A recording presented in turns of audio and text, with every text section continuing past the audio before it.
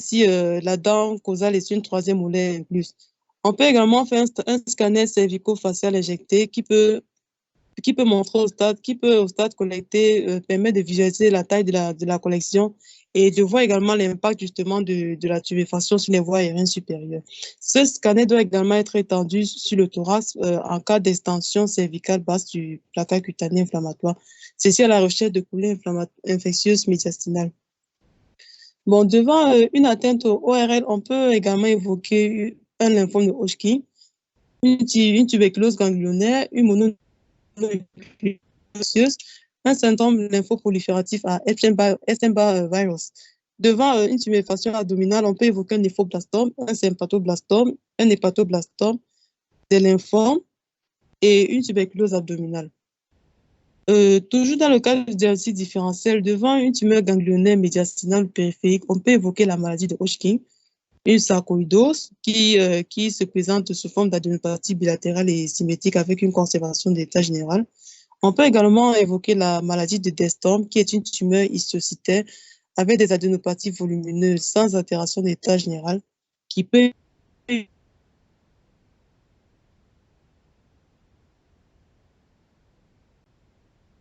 évoluer vers la chronicité avec une érythrophagitose. À la biologie, dans les cellules de lymphoblastique dans le sang ou au niveau du myogramme, on peut également évoquer une leucémie aiguë de type Burkitt qui est caractérisée par une prolifération des cellules lymphocytaires B matures et qui est également caractérisée par une atteinte gingivale et neurologique avec une atteinte des paies crâniennes. Diapo.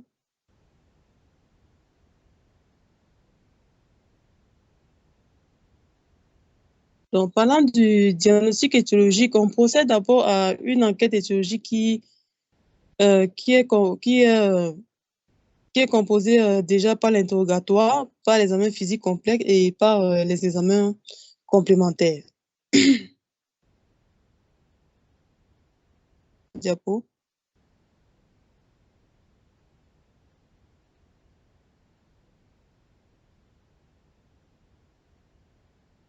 Donc, déjà, nous devons rechercher des facteurs infectieux tels que le virus Epstein-Barr dont le rôle est constant dans la survenue du lymphome de Burkitt africain et qui est également incriminé dans le lymphome de Burkitt sporadique dans 20% des cas.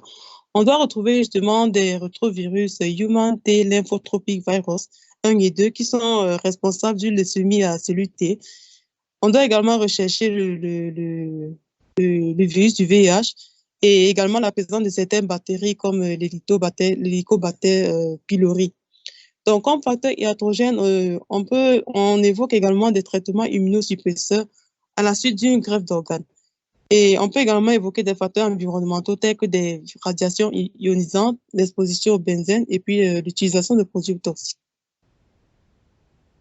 Donc, comme autre facteur étiologique, on peut également évoquer des déficits immunitaires primitifs tels que le syndrome de Wiskott-Aldrich, l'ataxie télangiectasie.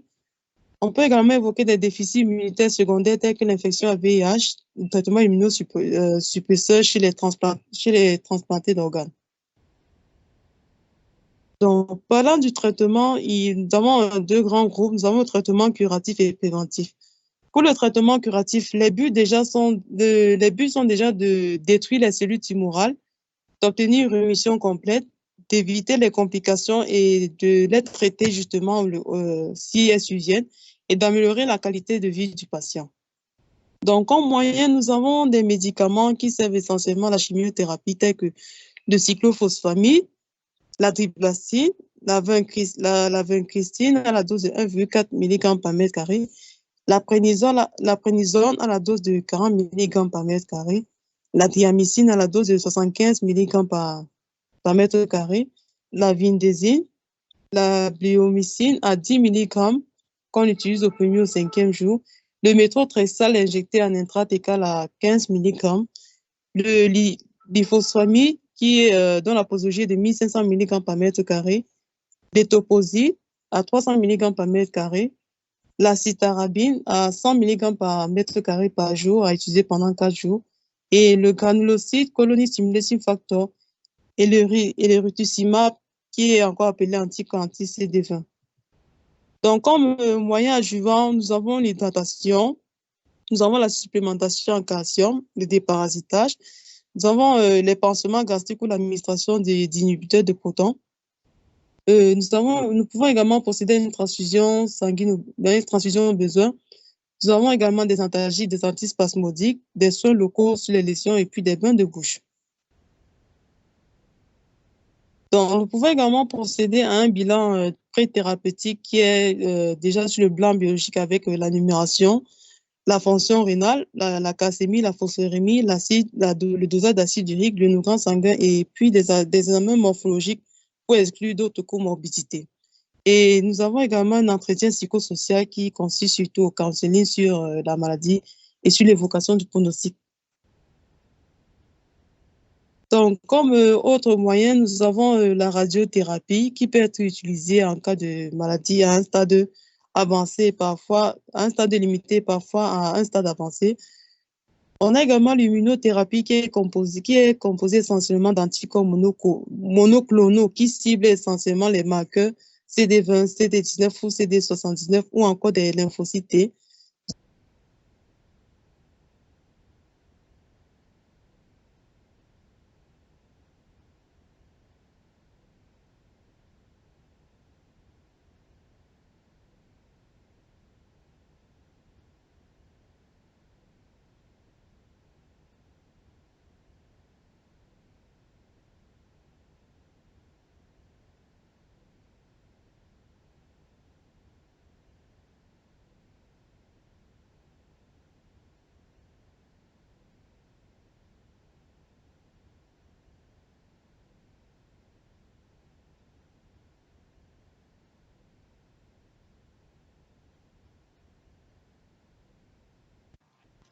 Allô, on ne vous entend plus.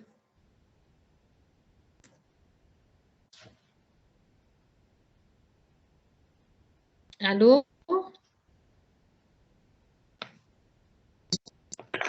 Ah oui, mon micro s'était désactivé en fait.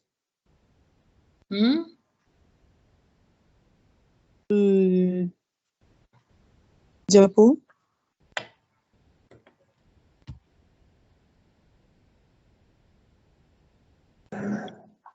Bon, parlant des modalités thérapeutiques, avant de commencer le traitement, les différents traitements tels que la chimiothérapie, il faut d'abord penser à prévenir le syndrome de l'isotumoral par le maintien d'une durée satisfaisante avec une hydratation à 1,5 à 3 litres par mètre carré de surface corporelle par jour. On peut procéder également à un remplissage vasculaire, idéalement avec du sérum salat à 0,9%. Il faut prévenir ou traiter l'hyperuricémie, mais selon le type de patient, le traitement est différent. Chez les patients à haut risque, on peut donner de l'urate oxydase recombinante à la dose de 0,2 mg par kilo par jour pendant 3 à 5 jours, voire même 7 jours. Et chez les patients à faible risque, on peut donner de l'allopurinol